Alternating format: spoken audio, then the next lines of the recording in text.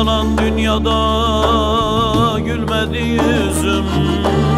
Etrafım dört duvar, dinmiyor sızım.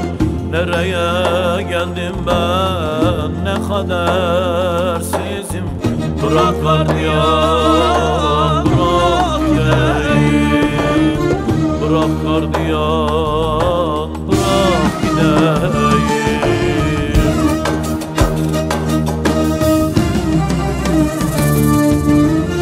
Bırak gardiyan, anam gelmiş, gözyaşlarını yola sermiş. Körpe yavrular beni özlemiş. Bırak gardiyan, bırak gideyim. Bırak gardiyan, bırak gideyim.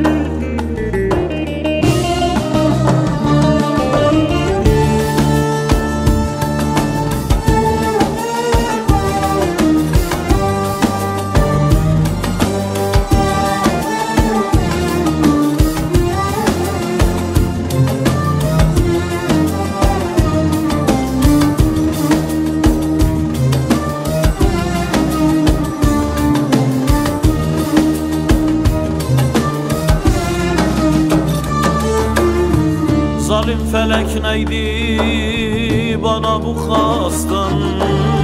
Demir parmaklıklar hayatım yaktın. Evimden eşimden ayrı bıraktın. Bırak gardiyan, bırak gideyim.